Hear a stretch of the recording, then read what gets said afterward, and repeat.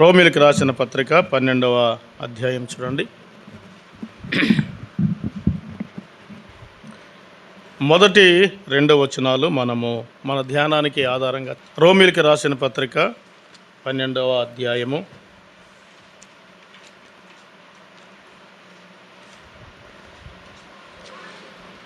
మొదటి 2 వచన భాగముల సంగతులు మనము మన ధ్యానానికి ఆధారంగా చదువుకుందాం.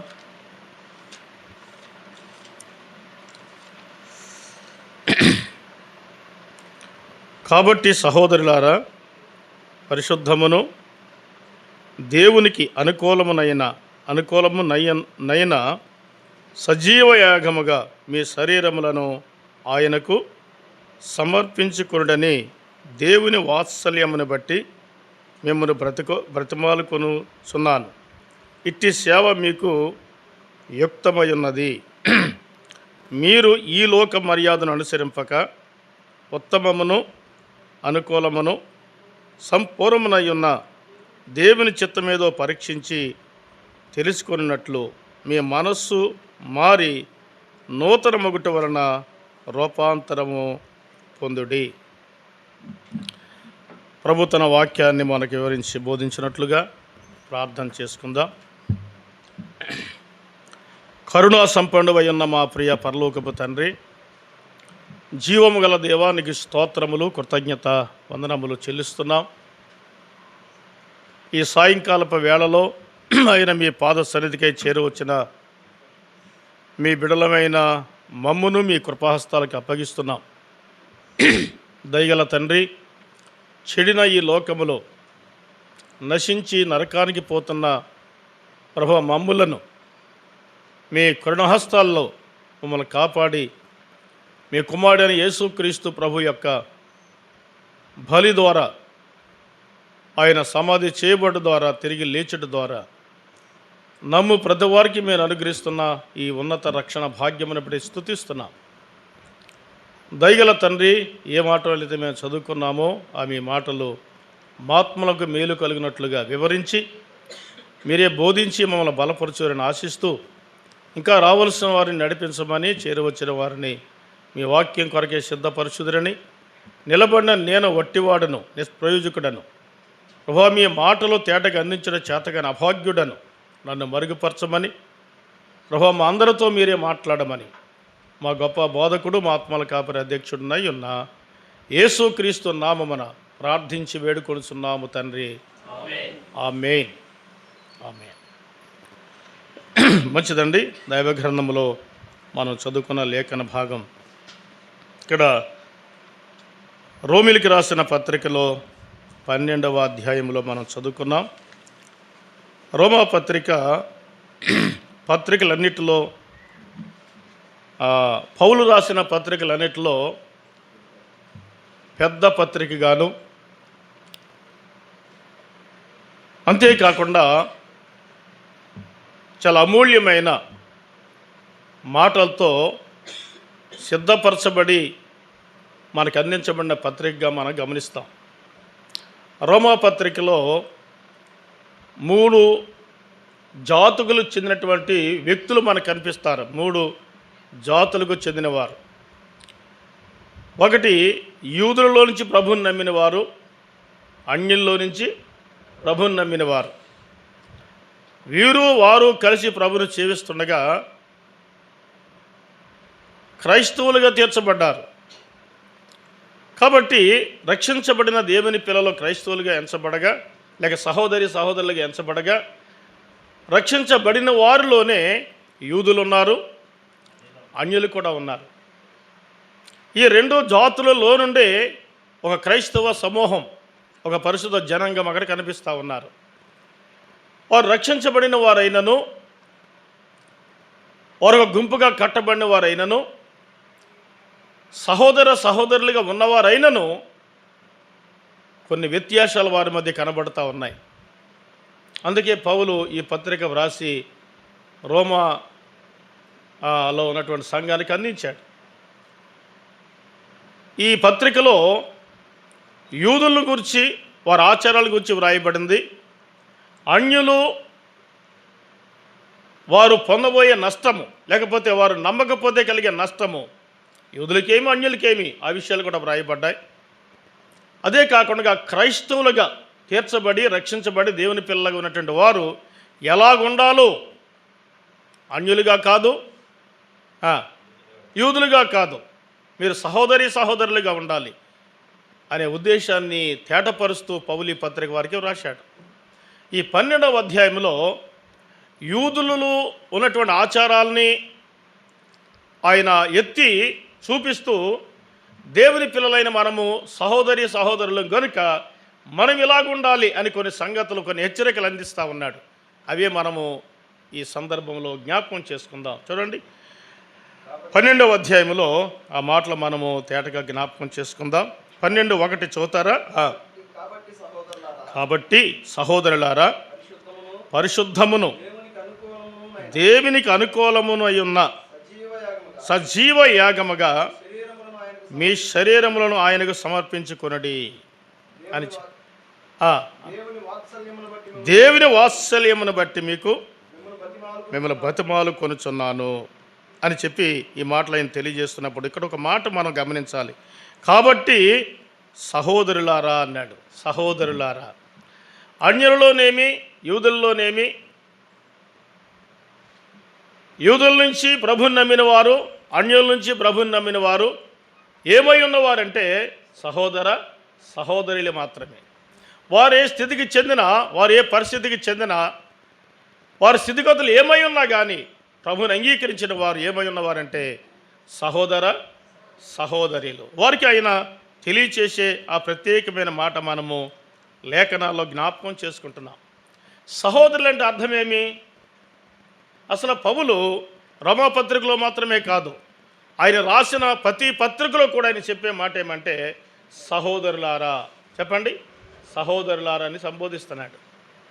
అసలు సహోదరులారా అనేటువంటి ఈ మాట ప్రప్రదంగా మొట్టమొదటిగా ఆయన ఎవరి నోటిని విన్నాడో మనం చూద్దాం. చూడండి, అపోస్తలుల కార్యముల గ్రంథం 9వ అధ్యాయం. అపోస్తలుల కార్యముల గ్రంథం 9వ అధ్యాయం. ఏ వచనం చెప్తున్నారు మీరు? 17వ వచనం. అననీయ వెళ్ళి ఆ ఇంట ప్రవేశించి అతని మీద చేతులుంచి సౌలా సహోదరుడా.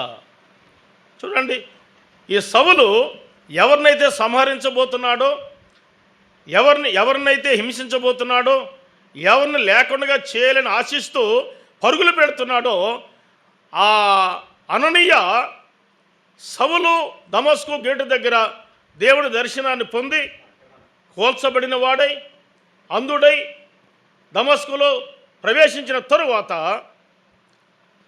అననీయ వెళ్ళి అన్నాడు, సౌలా సహోదరుడా. అసలు సౌలు హృదయము తల్లడిల్లిపోయిందని చెప్పాలి. ఎందుకు? అసలు ఎవరినైతే హింసించాలని, శిక్షించాలని కదా, సంహరించాలని నేను వెళుతూ ఉన్నానో అదే కోపకు చెందిన వ్యక్తి వచ్చి ఇప్పుడు నన్ను ఏమని పిలుస్తున్నాడు? సహోదరుడా అన్నాడు. ఇదంత విశేషమైన మాట. పౌలు హృదయం తల్లడిల్లిపోయింది. దేవుని యొక్క శక్తి, ప్రభావము, దేవుని యొక్క మహిమ ఇలాగుంటుందని గ్రహించిన వాడే ఆనాటి నుండి పౌలు ప్రసంగం చేసినా ఏమంటాడు? సహోదరులారా అంటాడు. పత్రిక వ్రాసిన సహోదరులారా అంటాడు. సహోదర అనే మాటలు చాలా ప్రతి పత్రికలు కూడా ఆయన వ్రాసినట్లుగా మనం లేఖనాల్లో చూస్తాం. మన ప్రభు అయిన యేసుక్రీస్తు వారు కూడా ఒక మాట చెప్పారు. చూడండి, మత్తయి సువార్త 23వ అధ్యాయము 8వ వచనం చదువుకుందాం. 23వ అధ్యాయం 8వ వచనం చదువుకుందాం. మీరైతే బోధకులని పిలువబడవద్దు, ఒక్కడే మీ బోధకుడు, మీరందరూ ఎవరన్నాడు? సహోదరులు అని ప్రభువు చెప్పాడు. మీరందరూ సహోదరులు. పెద్దవారని, చిన్నవారని, గొప్పవారని, కొద్దివారని లేదు, కానీ మీరందరూ ఈ రక్షించబడుట ద్వారా రక్షణ విషయంలో మీరంతేమై ఉన్నారు? సహోదరులై ఉన్నారు. గౌరవించడంలో, సన్మానించడంలో కదా, వయసును బట్టి, ఆత్మీయ స్థితిని బట్టి మనం పిలవచ్చు, కానీ దేవుని వాక్యంలో రాయబడింది, రక్షించబడిన ప్రతివారు, క్రీస్తు రక్తంలో కడగబడిన ప్రతివారు కూడా ఏమై ఉన్నారంటే సహోదర సహోదరులు. ప్రభువైన యేసుక్రీస్తు చెప్పాడు, మీరందరూ ఏమై ఉన్నారు, సహోదరులై ఉన్నారు అన్నాడు. నమ్మిన దేవుని పిల్లైన మనము ఎంత గొప్ప భాగ్యాన్ని పొందవలసిన వారుగా ఉన్నామో చూడండి. రోమాపత్రిక 15వ అధ్యాయంలో 14వ వచనంలో ఒక మాట చూడండి. 15:14, నా సహోదరులారా. చాలండి. ఈ పౌలు ఈ మాట రాస్తూ చెప్పిన మాట ఏమన్నాడు చూడండి, నా సహోదరులారా. ఎంత మంచి మాట చూడండి, సహోదరులారా.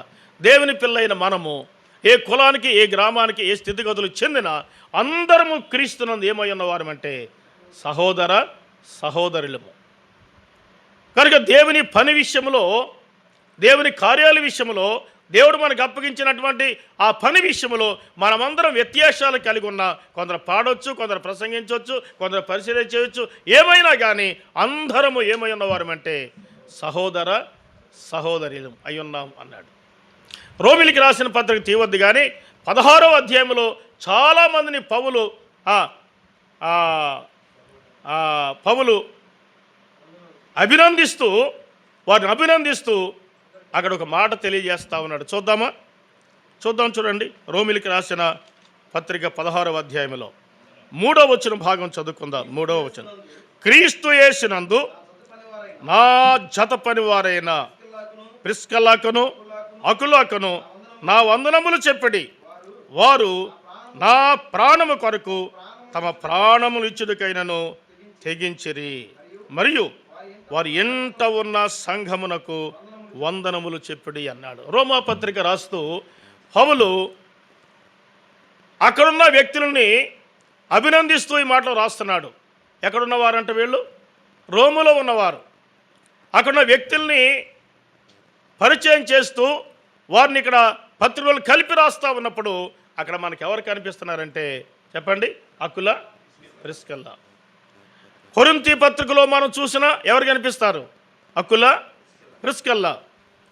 ఎఫెసీ పత్రికను కూర్చున్న వివరాల్లో అపోస్తల కార్యాలు ఎవరు కనిపిస్తారు, అకుల ప్రిస్కిల్లా. చూడండి, ఎఫెసీలో సేవ చేసిన వారు అకుల ప్రిస్కిల్లా.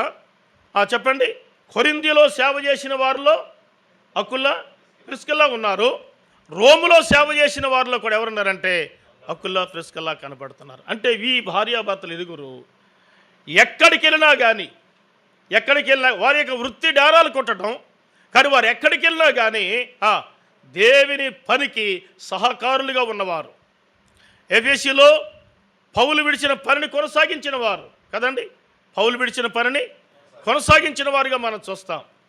అలాగనే కొరింథీ సంఘంలో కూడా కొరింథీ పత్రిక రాస్తూ వారిని తెలియచేస్తూ ఒక చక్కని మాట రాశాడు.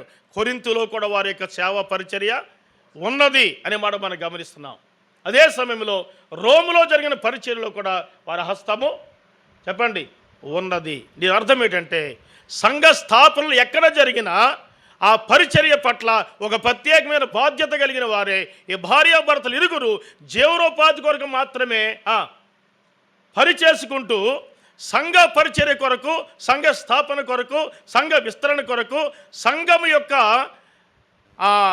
పని కొరకై తమను తాము అప్పగించుకొని పనిచేసినటువంటి వారిలో ఎవరున్నారట, అకుల ప్రిస్కిల్లా కనపడుతున్నారు. వారికి రోమా పత్రిక రాస్తూ వారి ఇంట ఉన్న సంఘమునకు అన్నాడు.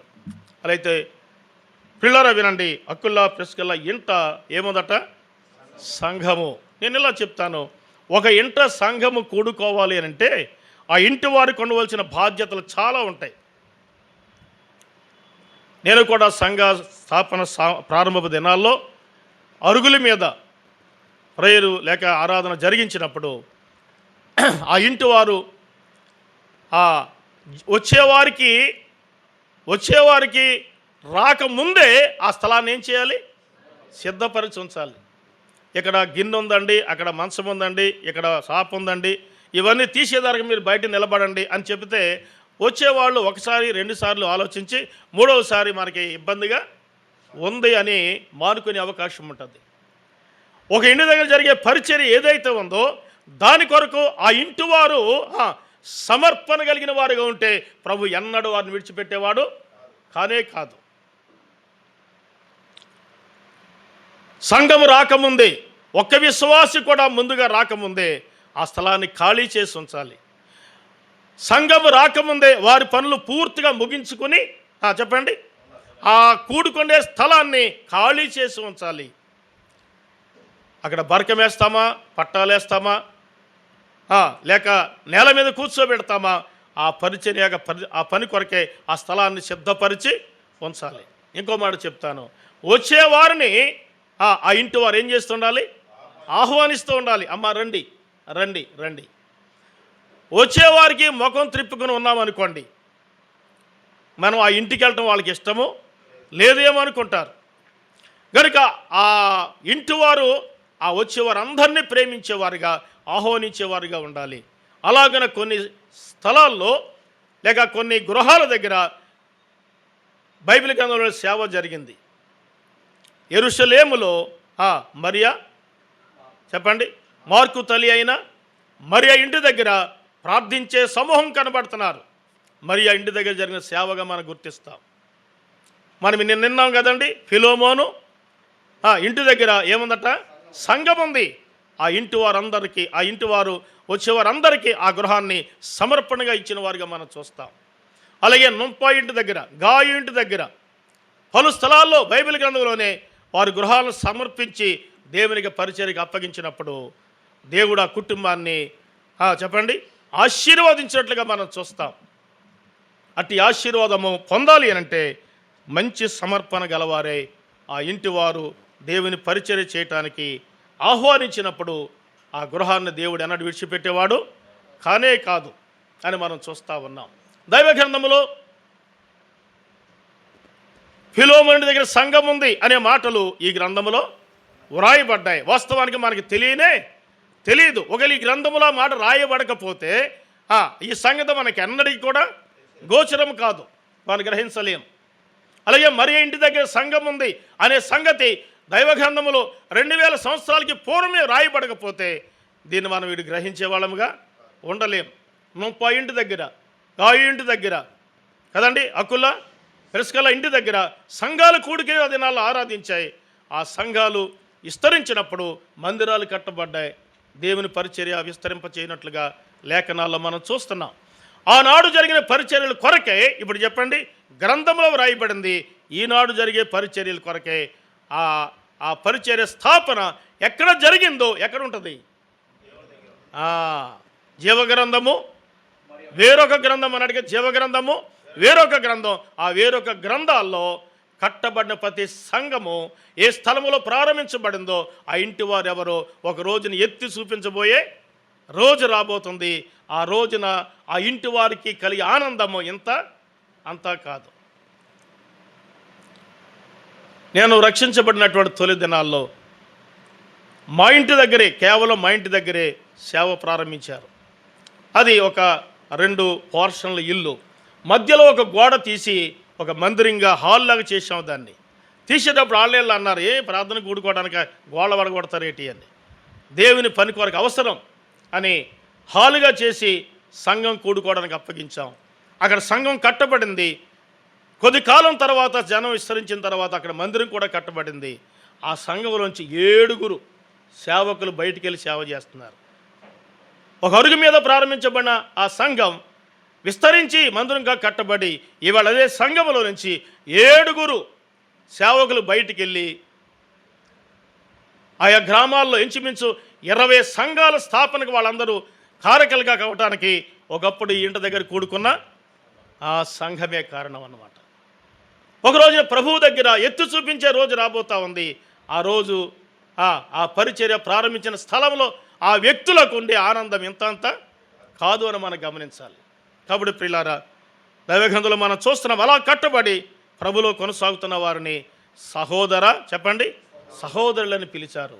నేను ఇలా చెప్పబోతా ఉన్నాను, సహోదరులమైతే మనం ఏమి చేయవలసిన వారిగా ఉన్నామో కొన్ని మాటలు ఇక్కడ మనము మొదటిగా గమనిద్దాం. చూడండి, ఇక్కడ 12వ అధ్యాయంలో మొదటి వచనం చూద్దామా? కాబట్టి సహోదరులారా,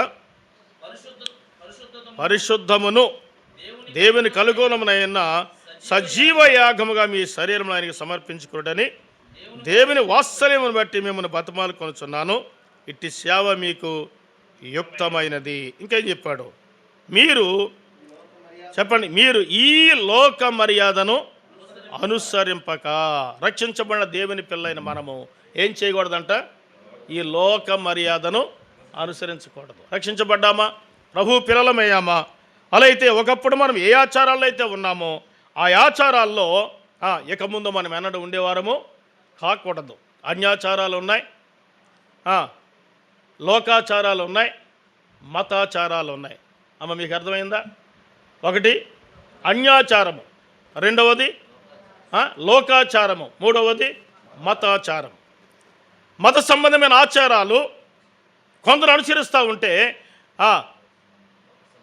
మత సంబంధమైన ఆచారాలు, రెండవది చెప్పండి, లోక సంబంధమైన ఆచారాలు, ఏం చెప్పాను? లోకాచారము, అన్యాచారము, మతాచారము. లోకాచారం వేరు, అన్యాచారం వేరు, మతాచారము వేరు. మనము మతాచారం దగ్గరికి వద్దాం. ఈవేళ క్రైస్తవం అనేది ఏదైతే ఉందో దాన్ని ఒక మతంగా చేసేశారు కదండి. లోకములో కొందరు దీన్ని ఏం చేశారు? ఒక మతంగా చేసి మత సూత్రాలు, మత సిద్ధాంతాలు, మత బోధలు జరిగిస్తూ ఉన్నారు. అందులో మార్గానికి అవకాశమే చెప్పండి లేదు. మోక్షానికి అవకాశం లేని సిద్ధాంతాలు పెట్టి మతాచారాన్ని కొనసాగిస్తున్నటువంటి సంఘాల్లో ద్వారా ఏ వ్యక్తి కూడా మోక్షమే అవకాశము చెప్పండి లేనే లేదు. గనుక ఆత్మ సంబంధమైనవేదో మనం గమనించి వాటిని కొనసాగించడం ఎంతైనా మంచిది. అందుకేం చెప్పాడంటే ఇక్కడ, ఈ లోక మర్యాదను అనుసరింపక ఉత్తమమును అనుకూలమునైన సంపూర్ణమునైన దేవుని చిత్తమేదో చెప్పండి పరీక్షించి తెలుసుకున్నట్లు. చాలండి, దేవుని చిత్తం ఏదో తెలుసుకున్నట్లు అనే మాట మనకు అవసరమైంది. దేవుని చిత్తం ఏదో మనం గ్రహించాలి. ఏది లోకాచారమో, ఏది అన్యాచారమో, ఏది మతాచారమో గమనించి ఏది ఆత్మీయమైనదో, ఏది వాక్యానుసారమైందో, ఏది దైవ చిత్తానుసారమైనది గమనించి ఆ మంచి బాటలో మనం నడగలిగితే మోక్షానికి మార్గము ఉంది అనే సత్యాన్ని మనం గమనిస్తున్నాం. నేను ఇక్కడ ఒక 5 సంగతులు మనం ఎరగోరుతున్నాం. మొదటి మాట ఏమంటే, ఇక్కడే చూడండి, 12వ అధ్యాయం 10వ వచనంలో చెప్పాడు. 12వ అధ్యాయము 10వ వచనములో సహోదరులమైతే మనం ఏమై ఉండాలో ఇక్కడ చెప్పాడు. ఒకటి, సహోదర ప్రేమ విషయంలో ఒకని యందొకడు అనురాగం గలవారై. చాలండి, సహోదర ప్రేమ విషయంలో ఒకరినొకడు అనురాగము గలవారై అనే మాట గమనిస్తున్నాం. అలా అయితే నమ్మిన దేవుని పిల్లైన మనము సహోదరులమైతే ఏం కలిగి ఉండాలట? ఒకరి ఎడల ఒకరు ఏం కలిగి ఉండాలి? ప్రేమ, ప్రేమ, ప్రేమ కదండి. ప్రేమ, యేసుని ప్రేమ ఇది ఎవరు కొలువ నిజమో, దీనిని నమ్మో, ఇది ధరయందించలేనిది. కనుక ఈ భూలోకమైన మనకివ్వలేని ఉన్నతమైన ప్రేమ మన ప్రభు అయిన యేసుక్రీస్తు ద్వారా మనకు అనుగ్రహించబడింది. కనుక ఆయన రక్షించాడు, ఆయన రక్షణ భాగ్యాన్ని మనకు అనుగ్రహించాడు, ఆయన చిత్తంలో మనకి స్థానం అనుగ్రహించాడు.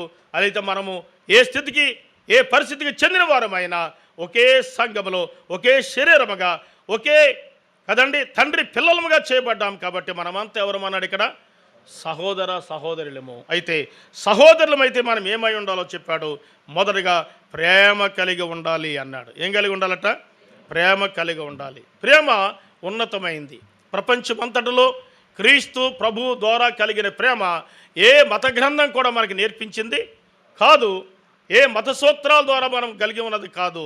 కనుక క్రీస్తు ద్వారా కలిగిన ప్రేమ, ఆ బంధాన్ని ప్రపంచంలో ఎవరూ చూపలేదు. కాబట్టి కత్తులు దూసి దేశాన్ని సంపాదించుకున్న రాజులు ఉన్నారు, కానీ ప్రేమను చూపించి ప్రపంచాన్ని తన కైవసం చేసుకున్నవాడు మన ప్రభువైన యేసుక్రీస్తు మాత్రమే. కేవలం ప్రేమ, ప్రేమ, ప్రేమ చేతే ఆయన ప్రపంచాన్ని తనగా చేసుకోగలిగాడు. ప్రపంచమంతట్లో అన్ని దేశాల్లో కదండి ప్రభువుని ఎరిగిన వారు ఉన్నారు. ఇంతగా విస్తరించిందంటే దానికి కారణము కత్తుదూసి కాదు, కఠినంగా కాదు, భయపెట్టి కాదు, కానీ కేవలం ప్రభు తన ప్రేమ చూపించి చెప్పండి మనల్ని ఆయన బిడలుగా చేసుకున్నాడు. అలా అయితే ఈవేళ రక్షించబడిన మనము ఇతరుల ప్రభులోనికి తేవాలంటే మనం చేసే పని ఏంటి? ఇతరుల ఏడలు మనం ఏం చూపించాలి? ప్రేమ చూపించాలి. కొన్నిసార్లు వారు మనకి కష్టాన్ని కలిగించవచ్చు, కొన్నిసార్లు వారు మనకి బాధను కలిగించవచ్చు, కొన్నిసార్లు వారు మన మీద విషాన్ని జల్లి ఉండవచ్చు. కానీ మనం మాత్రం వారిని ఏం చేస్తుండాలి? ప్రేమిస్తూనే ఉండాలి. ఎందుకంటే ప్రభు అన్నాడు, నేను మిమ్మల్ని ప్రేమించినట్టుగానే మీరు ఏం చేయాలి? ప్రేమించాలి. ఎందుకు? ప్రేమించి ప్రభు ప్రపంచంలో మనల్ని తనవారిగా చేసుకున్నాడు.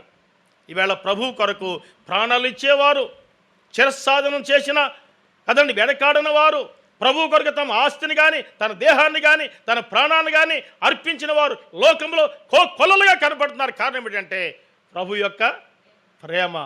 ఈవేళ అనేకులు ప్రభులోకి నడిపించాలంటే ప్రియ సోదరి సోదరులారా, మనం ఏం కలిగి ఉండాలట?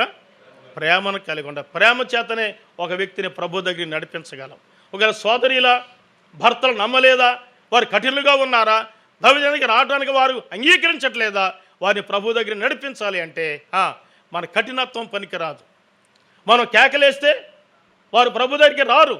వారికి మనం చూపించవలసింది ఏంటి చెప్పండి? ప్రేమను చూపించాలి. ఒకవేళ భార్యలు కఠినంగా ఉన్నారా, నమ్మిన భర్తలు భార్యలు ప్రభు దగ్గరికి తేవాలి అంటే ఏం చూపించాలట?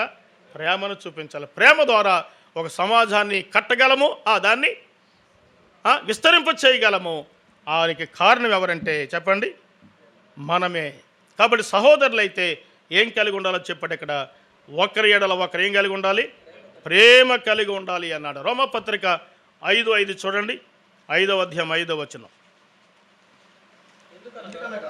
ఎందుకనగా ఈ నిరీక్షణ మనను సిగ్గుపరచదు, మనకు అనుగ్రహించబడిన పరిశుద్ధాత్మ ద్వారా దేవుని ప్రేమ మన హృదయములలో ఏం చేయబడిందట? క్రొమ్మరించబడింది అన్నాడు. దేవుని ప్రేమ మన హృదయాల్లో ఏం చేయబడింది? ఎట్లాగో ఈ ప్రేమ మనలోనికి ప్రవేశించిందంటే దేవుని పరిశుద్ధాత్మ ద్వారా. అర్థమవుతుందా? దేవుని పరిశుద్ధాత్మ ద్వారా దేవుని ప్రేమ ఎలాంటిదో ఎరుగునట్లుగా మన హృదయంలోనికి ఆత్మ ద్వారా క్రొమ్మరించబడింది. ఇప్పుడు మనలో దేవుని ఆత్మ మనకు ఏమి నేర్పిస్తున్నాడంటే చెప్పండి? ఇతరులను ప్రేమించడం నేర్పిస్తున్నాడు. చూడండి, ప్రభువుని అంగీకరించిన మనము నమ్మని వారు నశించిపోతున్నారని ఎరిగి వారికి సువార్త చెప్పాలంటే వారితో కఠినంగా ఉంటే వారు మన మాటలు వినరు. మనం పిలిస్తే వారితో కఠినంగా ఉంటే వారు మన యొద్దకు రారు. కనుక వారిని ప్రభువులోనికి నడిపించాలంటే మనం చూపించవలసింది ఏకైక చెప్పండి? ప్రేమ మాత్రమే. అందుకని ఇక్కడ అన్నాడు, ఈ ప్రేమ ఎలా మనకి సంక్రమించిందంటే దేవుని పరిశుద్ధాత్మ మూలమన ఆయన ప్రేమ మనలోనికి కుమ్మరించబడింది అనే మాట మనం చూస్తున్నాం. ఇది రోమపత్రిక 13వ అధ్యాయం చూడండి, 10వ వచనం చదువుకుందాం. ప్రేమ పొరుగువానికి కీడు చేయదు గనుక ప్రేమ కలిగి ఉండుట. చాలండి. ప్రేమ పొరుగు వారికి ఏం చేయదంట? కీడు చేయదు అన్నాడు. దేవుని పిల్లైన మనము ఒకరికొకరు ఎన్నడూ చెప్పండి కీడు తలపెట్టకూడదు, కీడును జరిగించకూడదు. ఎందుకంటే దేవుని ప్రేమ మనలో ఉంటే ఆ ప్రేమ ఎన్నడూ ఏం చేయదట? చదవండి ఆ మాట. ప్రేమ పొరుగువానికి కీడు చేయదు అన్నాడు. ప్రేమ పొరుగువానికి కీడు చేయదు. కనుక కీడు చేసేది లోకములో ఉన్నవారు, మనం కాదు. అన్యులుగా ఉన్నవారు మనం కాదు. ప్రభువుని ఎరగని వారు మనం కాదు. కనుక మనలో ఉండవలసింది ఏంటంటే ఎన్నడూ ఎవరికైనా మనము కీడు చెయ్యరాదు అనే మాట మనం గమనిస్తున్నాం. ప్రేమ పొరుగువానికి కీడు చేయదని మనం గుర్తుపెట్టుకుందాం. సామెతల గ్రంథంలోకి మాట చూడండి. సామెతల గ్రంథం 10వ అధ్యాయం 12వ వచన భాగాన్ని చదువుకుందాం. పగ కలహమును రేపును, ప్రేమ దోషములన్నిటినీ కప్పును. కదండి, మన ప్రభువైన యేసుక్రీస్తు మన అపరాధాలు మన్నించాడు, మన దోషాలు క్షమించాడు కదండి. మన పాపములను ఆయన వెనకకు విసిరివేశాడు.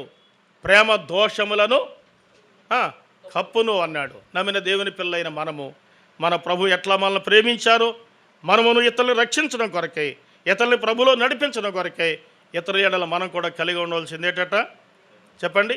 ప్రేమ, ప్రేమ, ప్రేమ. ప్రభు చేసిన ఏకైక పునాది అదే. పాత నిబంధన పదాజ్ఞల్లో ఒకటి తీసేయమనంటే వీటన్నిటికీ మించింది ఏంటి చెప్పండి? ప్రేమ అని ప్రభువు చెప్పారు. కానీ అట్టి ప్రేమను మనం కలిగి ఉన్నప్పుడు ఆయన సామ్రాజ్యాన్ని స్థాపించి దాన్ని మనము చెప్పండి విస్తరింప చేయగలము అనే మాట చూస్తున్నాం. అది మొదటి మాటగా మనం గమనిస్తుండగా, రెండవదిగా మనం ఆలోచన చేసినట్లయితే సహోదరులమైతే మనం ఏమి చేయాలి అనే మరొక మాట మనం చూద్దాం. 12వ అధ్యాయంలో 8వ వచనం చూడండి. 8వ వచనం,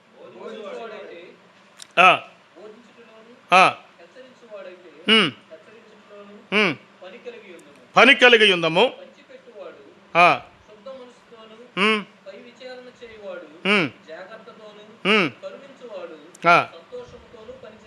జరిగింపవలెను. మీ ప్రేమ ఎలాగుండాలట? నిష్కపటమైనదై ఉండవలను అని చెప్పిన మరొక మాట ఇక్కడ ఉంది. 12వ వచనం కూడా చూడండి. 12వ వచనం, ఆ నిరీక్షణ గలవారే ఏం చేయాలట? సంతోషించుచు అనే మాట రాయబడింది కదా. సంతోషమే సమాధానము, సంతోషమే సమాధానము, సంతోష సమాధానము చెప్పన సఖ్యమైన. కాబట్టి ఇక్కడ సహోదరులైతే ఏమై ఉండాలో మరో మాట చెప్పాడు. మీరు ఎల్లప్పుడూ ఏం కలిగి ఉండాలట? సంతోషంగా ఉండాలి అన్నాడు. ఎట్లా సంతోషంగా ఉండగలం? శ్రమ కలిగినప్పుడు, బాధ కలిగినప్పుడు, కష్టం కలిగినప్పుడు, నష్టం కలిగినప్పుడు మనం ఏం చేయలేము చెప్పండి? సంతోషముగా ఉండలేం, సంతోషంగా ఉండలేం. కానీ దేవుని వాక్యం చెప్తుంది, మీరు సహోదరులైతే ఎల్లప్పుడూ మీరు ఏమై ఉండాలి చెప్పండి? సంతోషముగా ఉండాలి. ఆ మంచి మాట మనం లేఖనాల్లో చూస్తున్నాం. నేను 3 మాటలు చెప్తాను. ఒకటి, రక్షణ ద్వారా మనకు కలిగిన సంతోషము. రెండవది, ప్రార్థన ద్వారా మనకు కలిగే సంతోషము కదండి. మూడవదిగా మనం చూస్తున్నాము, శ్రమల్లో మనము కలిగి ఉన్న సంతోషము. పేతురు రాసిన మొదటి పత్రిక 1వ అధ్యాయం 8వ వచనం మనం అందరికీ తెలిసిన ఒక వాక్య భాగాన్ని మనం మీరు ఆయన చూడకపోయినను ఆయనను ప్రేమిస్తున్నారు, ఇప్పుడు ఆయన కనులారా చూడకే విశ్వసించుచు మీ విశ్వాసమునకు ఫలమును అనగా ఆత్మరక్షణ పొందుచు శపనాసక్యమును మహిమాయుక్తమునైన సంతోషము గలవారే ఆనందిస్తున్నారు అన్నాడు. ఈ మాట దేని కొరకంటే, రక్షించబడిన వారి హృదయంలో నిత్యము ఏముంటుంది చెప్పండి? సంతోషం ఉంటుంది. పిల్లరా, రక్షించబడిన వ్యక్తిలో ఉన్న సంతోషము లక్షలు కలిగిన వారిలో ఉండదు అని మాట మనం గుర్తుపెట్టుకోవాలి. కోట్ల రూపాయల ఆస్తి ఉన్నా కదండి, కూటుకు లేని వాడు ప్రభువుని అంగీకరిస్తే అతని హృదయంలో ఉన్న సంతోషము, ఆ సంతృప్తి, ఆ ఆనందము ఆ కోటేశ్వరుడికి కూడా ఉండదు. అంత సంతృప్తి కలిగించే దేవుని వాక్యము ప్రభు యొక్క సన్నిధి. రక్షణ ద్వారా కలిగే సంతోషము ఇంత అంత చెప్పండి కాదు అని మనం గమనిస్తున్నాం. ఫిలిప్పీ పత్రిక 1:3 వచనాన్ని చదువుకుందాం. ఫిలిప్పీ పత్రిక 1 దినము నుండి ఇదివరకు సువార్త విషయములో మీరు నాతో పాలువారైనడు చూసి మీలో ఈ సత్యని ఆరంభించిన వాడు యేసు క్రీస్తు దినం వరకు దాన్ని కొనసాగించునని రూఢిగా నమ్ముచున్నాను. కనుక మీ అందరి నిమిత్తము నేను చేసే ప్రతి ప్రార్థనలో ఎల్లప్పుడూ ఏం చేస్తున్నాడంట? సంతోషముతో అన్నాడండి. నేను ఎలా చెప్పబోతున్నాను? రక్షణ ద్వారా మనకేం కలుగుతుంది? సంతోషము కలుగుతుంది. రక్షించబడిన మనము సారిసారికి ప్రభు యొక్క సన్నిధిలో మోకరిల్లి ప్రార్థించడం ద్వారా, ప్రార్థన ద్వారా కూడా మనకేముంది చెప్పండి? సంతోషం. నేను చెప్తాను, ఎక్కువసేపు ప్రార్థనలో మోకరిల్లి మన హృదయ భారమంతా ప్రభు దగ్గర కుమ్మరించి, ప్రభు దగ్గర మనం ప్రార్థించి మనం బయటికి వచ్చినట్లయితే మనం ఎక్కడో గాలిలో తేలినట్లుగా చెప్పండి, సంపూర్ణమైన సంతోషంతో నిండినట్లుగా. ఆ రోజు వండుకోవడానికి ఇంట్లో లేకపోయినా, ఆ రోజు ఆరోగ్యం మనకి సరిగా లేకపోయినా, ప్రార్థనలో గడిపి మనం బయటకు వచ్చినట్లయితే ఆ ప్రార్థనలో దొరికినటువంటి ఆనందము ప్రపంచంలో ఎక్కడ మనకి దొరకదు. కాబట్టి మనం ఏం చేయాలి? ప్రార్థన. దేవుని యొక్క సన్నిధిలో రక్షణ ద్వారా సంతోషం ఉంది. రెండవది చెప్పండి, ప్రార్థన ద్వారా మనకేముందట? సంతోషం ఉంది. కనుక దేవుని పిల్లలైన మనము ప్రార్థన చాలా విలువైనది, అమూల్యమైనది. ప్రార్థనలో మనం కొనసాగడం ఎంతైనా మంచిది. మరొక మాట చూద్దాం. కొరింథీయులకు రాసినటువంటి 2వ పత్రిక 8వ అధ్యాయం మొదటి వచనం. సహోదరులారా, మాసిదోనియా సంఘములకు అనుగ్రహించబడిన దేవుని కృపను గూర్చి మీకు తెలియజేస్తున్నాను. ఎలయనగా వినండి, మాసిదోనియా సంఘస్థుల గురించి చెప్తున్నాడు. వారు బహుశ్రమల వలన పరీక్షింపబడగా అత్యధికముగా సంతోషించిరి. చాలండి. బహుశ్రమల వలన ఏం చేయబడుతున్నారంట? పరీక్షించబడతా ఉన్నారు. శ్రమలు ఏ విధమైన శ్రమలో తెలియదు. శ్రమలతో పరీక్షించబడుతూ ఏం చేస్తున్నారంటే వాళ్ళు అత్యధికంగా సంతోషిస్తున్నారు అన్నాడు. నేను చెప్పబోతున్నాను. ఈ మాటకు అర్థం ఏంటంటే, విశ్వాసి పరిపూర్ణమైనటువంటి ప్రభు యొక్క సన్నిధిలో జీవిస్తూ ఉన్నప్పుడు శ్రమల్లో కూడా ఏం చేయగలరు? ఈ మాట మనం గమనించాలి. శ్రమలలో కూడా సంతోషించగలిగే శక్తిని మనం పొందుకోవాలంటే మన ప్రభువులో మాత్రం అది సాధ్యం. చాలా కాలం క్రితం నేను విన్న ఒక మాట ఏమంటే, బొంబాయిలో అనుకుంటాను, ఒక మంచి ఉన్నతమైన స్థితి కలిగినటువంటి ఒక ఆయన కుమార్తె అల్లుడు చాలా ఖర్చుతో కూడినటువంటి వివాహం జరిగించి, వివాహమైన 3 రోజుల తర్వాత వారు విమానం ఎక్కి మరో స్థలానికి వెళ్ళబోతుంటే విమానము ల్యాండ్ అవుతున్నప్పుడు అదుపు తప్పి ఫెయిల్ అయింది. మంటలు చెలరేగి ఆ విమానంలో వారందరూ చనిపోయారు. అందులో ఒక భూస్వామి ప్రభు నెరిగినటువంటి ఒక ధనవంతుడు కుమార్తె ఉంది, ఇంకెవరున్నారు? అల్లుడు కూడా ఉన్నారు. ఇద్దరు కూడా మంటల్లో కాలిపోయి బూడిదైపోయారు. ఆయన్ని పలకరించడానికి ఒక దైవజనుడు వెళ్ళి ఆయన చెప్పిన మాటలు నేను వింటున్నాను. ఒక ఆయన పలకరించడానికి వెళ్ళాడు మన ప్రాంతంలో. ఆయన్ని ఈ సమయం ఎలా పలకరించాలి, ఎలాగ ఓదార్చాలి, ఆయన కలిగిన ఈ నష్టాన్ని గురించి ఆయన ఎంత దుఃఖపెడుతున్నాడో ఆయన ఎలా పలకరించాలని చెప్పి వెళ్ళినప్పుడు అంత దూరంలో ఉండగానే ఆ సహోదరుడు రండి అన్నాడంట. నవ్వుతూ ఏం చేస్తామా? నవ్వుతూ సహోదరుడు రండి అని చెప్పి ఈయన తలదించుకుని దుఃఖముతో ఇంట్లో అడుగు పెడుతుంటే నవ్వుతూ ఆయన ఆహ్వానిస్తున్నాడు. ఇదేంటి ఈయన ఇంత జరిగిన తర్వాత ఈ నవ్వు ఈయన నోట్లో ఎలాగుంది, ఒకవేళ మైండ్ భ్రమించిందా అని చెప్పి ఈయన ఆశ్చర్యపోతూ ఉంటే నోరు తెరిచి అన్నాడు, అన్న ఇలా జరగటము చాలా విచారం అని అంటే, లేదు నూతన దంపతులు ప్రభువుని నమ్ముకొని ఈ లోకములో నుండి మహిమలోనికి ఇద్దరు ఒకేసారి వెళ్ళగలిగారు. ఎంతకంటే సంతోషం ఇంకా ఏముంది అని. అసలు ఎంత ఓదార్పు లేక ఎంత ఆ హృదయంలో బలమైనటువంటి విశ్వాసం లేకుండా ఆ మాట చెప్పలేరు. కనుక ప్రియులారా, దేవునికి సన్నిధానంలో రక్షించబడిన దేవుని పిల్లైన మనము ఎప్పుడు మనకి సంతోషం అంటే, ఉద్యోగం వచ్చినప్పుడు, ప్రమోషన్ వచ్చినప్పుడు, వ్యవసాయం పడినప్పుడు కదా, వ్యాపారంలో లాభాలు వచ్చినప్పుడు మాత్రమే కాదు. సహోదరులమైతే మనం ప్రేమ కలిగి ఉండాలి. 2 సహోదరులమైతే చెప్పండి, ఎల్లప్పుడూ సంతోషించేవారు ఉండాలి. ఎప్పుడెప్పుడు? చివరి మాట చెప్పండి. శ్రమలో కూడా మనం ఏం చేయగలం? అలా సంతోషించగలగాలంటే మనం ఏమై ఉండాలంటే ఒక బలమైన విశ్వాసం కలిగిన వారుగా ఉండాలి. కనుక సహోదరులైతే మనం ఏమై ఉండాలో 2 మాటలు గమనించాం. ఒకటి, ప్రేమ కలిగి ఉండాలి. ఇతరులు మనం ఏం చేయాలి? ప్రేమించి ప్రభు దగ్గర నడిపించాలి. రెండవదిగా ఎల్లప్పుడూ మనం ప్రభువులో ఏం కలిగి ఉండాలంటే సంతోషాన్ని కలిగి ఉండాలి అని మాట చూస్తున్నాము. మూడవదిగా మనం చూడగలిగితే చూడండి, 12వ అధ్యాయంలోనే 18వ వచనం చూడండి. 18వ వచనం, శక్యమైతే మీ చేతనైనంత మట్టుకు సమస్త మనుషులతో ఏం కలిగి ఉండాలట? సమాధానము కలిగి ఉండాలి. సహోదరులం అయితే మనం ఏమై ఉండాలట? సహోదరులం కనుక మనం ఏమై ఉండాలంటే చెప్పండి, సమాధానం కలిగి ఉండాలి. సమాధానము చాలా ప్రాముఖ్యమైనది. తండ్రైన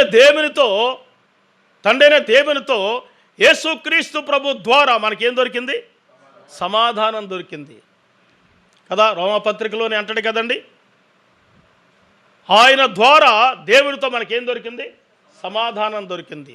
దేవునికి మనకి మధ్య సత్సంబంధాన్ని కుదిర్చిన వాడు, సమాధానం కలిగించిన వాడు మన ప్రభు అయిన యేసుక్రీస్తుగా ఉండగా, మన సహోదరులము కనుక ఏమై ఉండాలంటే సమాధానము కలిగిన వారుగా ఉండాలి. ఒకరి ఎడల ఒకరు చెప్పండి, విరోధభావము, శత్రుత్వము, అయిష్టత, ద్వేషభావము కదండి, ఒకరంటే మరొకరికి పడిన వారుగా మనం ఎన్నడూ ఉండకూడదు. ఏం కలిగి ఉండాలట?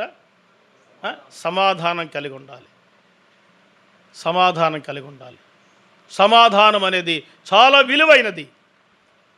మన ప్రభు యేసుక్రీస్తు లోకానికి వచ్చి ఆయన కలవరిలో ప్రాణాన్ని బలిపెట్టి సమాధి చేయబడి తిరిగి లేచిన తర్వాత శిష్యుల మధ్యకి వచ్చి ఆయన చెప్పిన మాట చూద్దాం. ఏమన్నారు అక్కడ? చూడండి, ఆ మాట మనం చూస్తాం. యోహాను సువార్తలో ఆ మాటలు రాయబడ్డాయి. 20వ అధ్యాయము 19వ వచనం చూడండి. ఆదివారం సాయంకాలం శిష్యులు యూదులకు భయపడి తాము కూడిన ఇంటిలో తలుపులు మూసుకొని ఉండగా యేసు వచ్చి మధ్యను నిలిచి, మీకేం కలగాలి? ఏం కలగాలి? సమాధానము కలుగును గాక. ఎందుకని? లోకములో ఉన్నవారికి ఏమీ లేదు, సమాధానము లేదు, సంతృప్తి లేదు, సంతోషము లేదు, నెమ్మది లేదు. ఎందుకు జీవిస్తున్నారో, ఎందుకు బ్రతుకుతున్నారో, ఎందుకు లేస్తున్నారో, ఎందుకు పని చేస్తున్నారో, ఎందుకు పండుకుంటున్నారో, ఎందుకు తింటున్నారో అసలు వాళ్ళకి తెలియకుండా ఉన్నారు. సమాధానం లేని స్థితిలో సాగిపోతున్నారు. కాబట్టి మీకేం కలగాలి?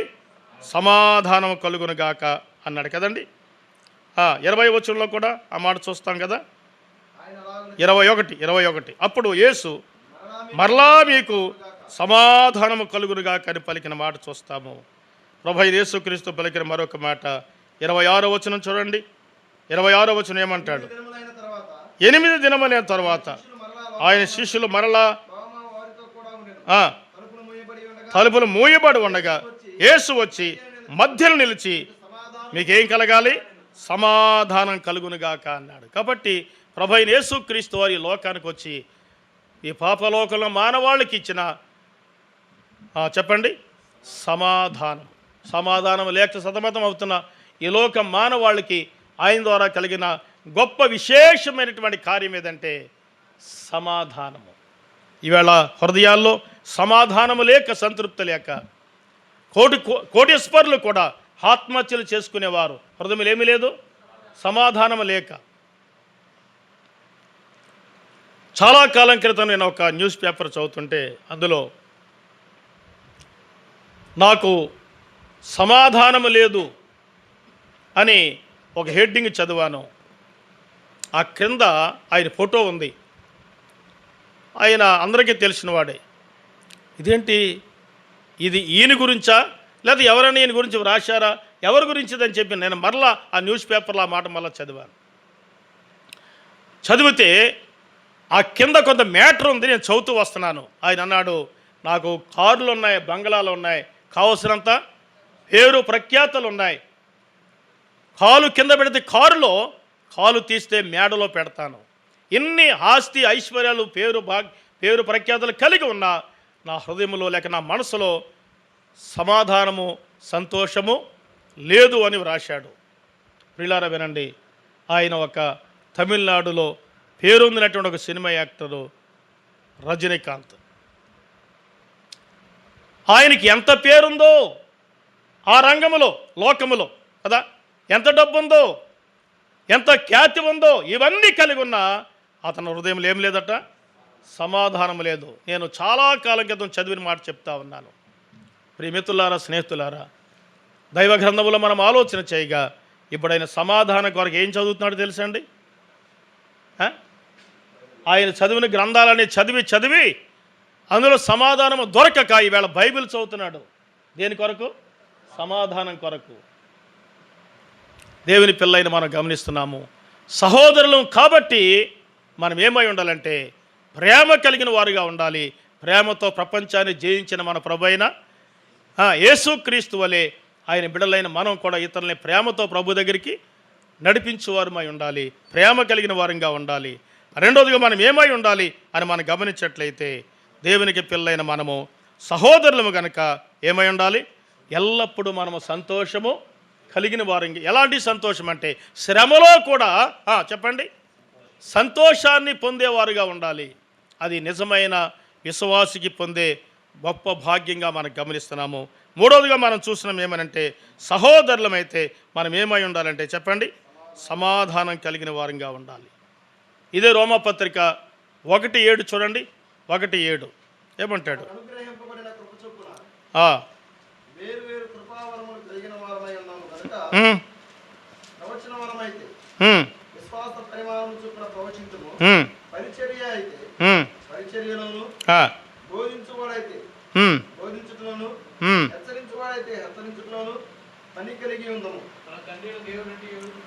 ఏడు వచ్చిన కదండి.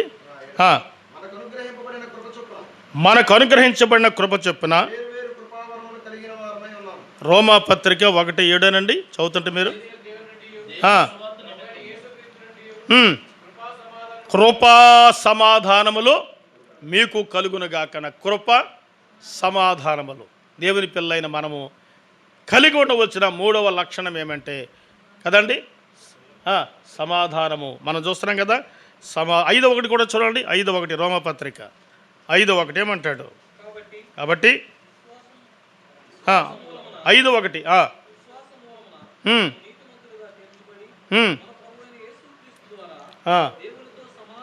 దేవునితో సమాధానము. ఎవరితో సమాధానం అంట? దేవునితో సమాధానం అన్నాడు. 8:6 కూడా చూడండి. 8వ అధ్యాయం 6వ వచనం రోమాపత్రిక.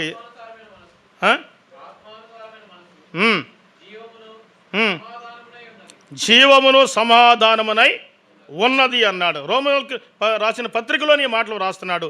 14:17 కూడా చూడగలమా? 14:17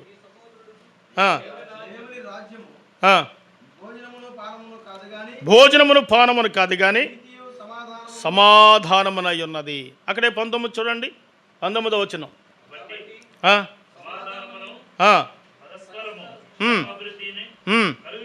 చాలండి. సమాధానమును పరస్పరమైన క్షేమాభివృద్ధి కలుగు చేయని మాటలు గమనిస్తున్నాం. ప్రియులారా, దేవునికి సన్నిధానంలో మనం గమనిస్తున్నాం. దేవుని ద్వారా ఆయన బిడలైన మనకి దొరికిన గొప్ప భాగ్యం ఏంటంటే చెప్పండి, మొదటిది ప్రేమ ప్రభు ద్వారా మనకు కలిగింది, సంతోషము ప్రభు ద్వారా మనకు కలిగింది, సమాధానం ప్రభు ద్వారా మనకు కలిగింది. 15:13 కూడా చూడగలరా? రోమపత్రిక 15:13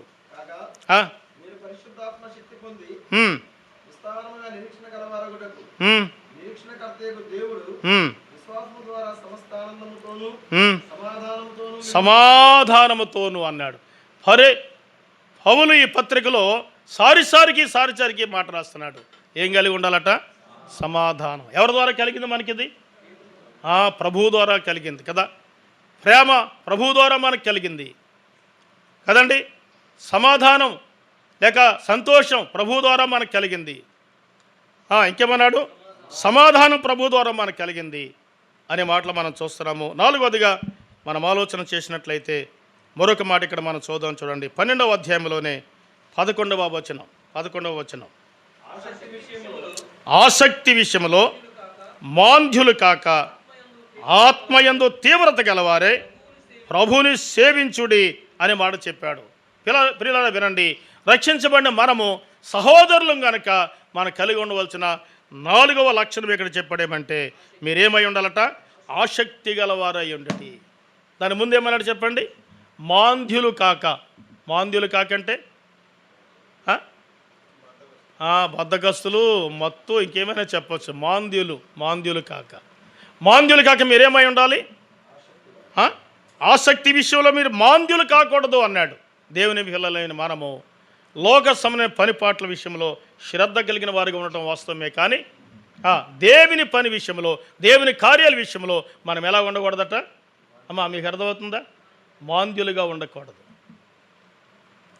ప్రభు యొక్క సన్నిధికి రావటములో, ప్రభు కార్యాలు చేయటములో, ప్రభు యొక్క పని విషయంలో మనము ప్రయాణం చేయటంలో కూడా దేవుని కొరకే మనం చేసే ఏ పనిలో కూడా మనం ఎలా ఉండకూడదు అన్నట్టు ఇక్కడ మాంద్యులై ఉండకూడదు.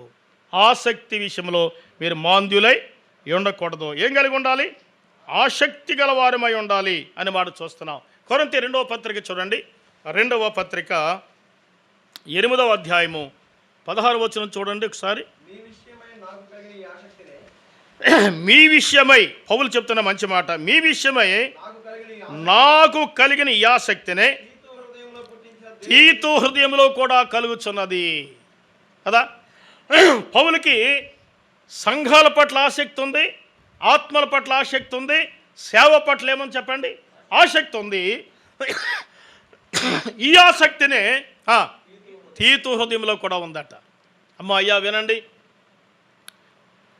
మీ ముందు ప్రభువుని అంగీకరించిన వారు, మిమ్మల్ని ప్రభులో నడిపిస్తున్న వారు కలిగిన ఆసక్తిని చూస్తూ అట్టి ఆసక్తిని మనం కూడా కలిగి ఉండాలి అని మనం గమనించేవారమై ఉండాలి.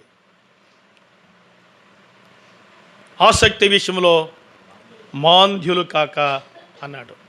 మీరు దానికి ఏమైనా చెప్పండి, బద్ధకమనండి కదండి, ఏమైనా అనండి.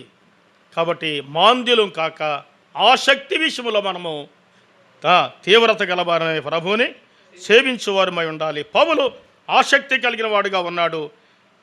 రోమిలికి అదే చెప్తా ఉన్నాడు. అదే సమయంలో తీతు హృదయంలో కూడా ఏముందట? ఆసక్తి ఉన్నది అని చెప్తా ఉన్నాడు. అపోస్తుల కార్యముల గ్రంథం 12వ అధ్యాయము మనం ఎరుగుదాం కదా. ఒక వచనం 5వ వచనం చూడండి. 5వ వచనం, పేతురు చెరసాల్లో ఉంచబడెను. వినండి, సంఘం అయితే అతని కొరకు అత్యాశక్తితో, ఏ ఆసక్తి అంటది? అత్యాశక్తితో. ఆసక్తికి మించింది అత్యాశక్తి. మనకి అత్యాశ ఉంటుంది కానీ ఆత్మల విషయంలో ఏమండదు? అత్యాశ ఉంటుంది. ఏ ఆశది? లోక సంబంధమైన సంపద విషయంలో కదండి, పేరు విషయంలో, ప్రఖ్యాత విషయంలో అత్యాశలు మనకు ఉంటాయి. కానీ ప్రభు ఎడల మనకేముండాలంట? ఆసక్తి ఉండాలి. ఓ రోమియులారా, రోములో ఉన్న సంఘమా, మీరేమై ఉండాలి? ఆసక్తి గలవారుగా ఉండండి. ఇదిగో నా హృదయంలో కూడా ఆసక్తి ఉంది, తీతు హృదయంలో కూడా ఏముంది? ఆసక్తి ఉంది. అలాగనే మీ హృదయంలో కూడా ఏముండాలి? ఆసక్తి ఉండాలి అని చెప్పి చెప్తున్న ప్రభువే ఇదిగో అపోస్తుల కార్యాల గ్రంథంలో చూస్తున్నాము. సంఘం అయితే అత్యాశక్తితో దేవునికి ఏం చేస్తున్నారంట? ప్రార్థన చేయటంలో చెప్పండి ఆసక్తి కలిగి ఉండాలి. ప్రభు పని చేయటంలో ఆసక్తి ఉండాలి. ప్రార్థించడంలో కూడా ఆసక్తిని కలిగి ఉండాలి. ప్రార్థన చాలా ప్రాముఖ్యమైనది. సంఘానికి అదే బలమైన పునాది అనే మాట కూడా మనం గమనించగలం. కనుక నమ్మిన దేవుని పిల్లైన మనము అట్టి ఆసక్తి కలవారముగా జీవించడం కొరకు ప్రభువే మనం రక్షించి నడిపించాడు. సహోదరులం కనుక మనం ఏమై ఉండాలంటే మొదటిగా చెప్పండి ప్రేమ కలిగిన వారంగా ఉండాలి. అది ప్రభు యొక్క ఉద్దేశము, ఆలోచన, ఫలప్రదమైన పునాది కూడా అదే కదండి. సహోదరులమైతే మనం ఏమి ఉండాలంటే శ్రమలో కూడా మనం సంతోషింపగలిగినంత బలమైన విశ్వాసాన్ని కలిగిన వారిగా ఉండాలి. సహోదరులమైతే సమాధానము కలిగి ఉండాలి. ఒకరి ఎడల ఒకరు అవినాభావ సంబంధాన్ని కలిగి సంపూర్ణమైన సమాధానంతో మనం కొనసాగేవారుగా ఉండాలి. ఒక మాట చూడండి, ఎఫెసీ పత్రిక 4:1 కదా. సమాధానం గురించి ఒక మాట మనం చదువుకుందాం.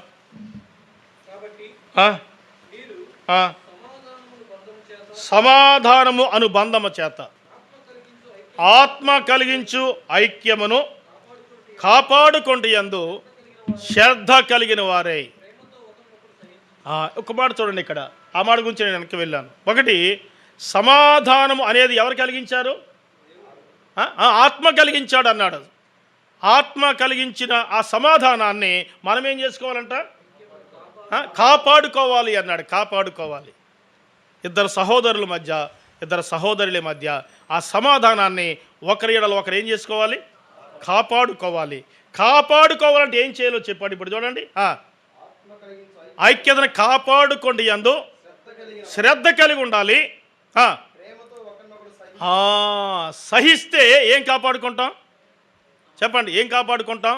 లేక ఒక సహోదరుడు కాస్త తొందరపాటు మాటలు కలిగిన వాడు కావచ్చు, ఒక మాట విరుసుగా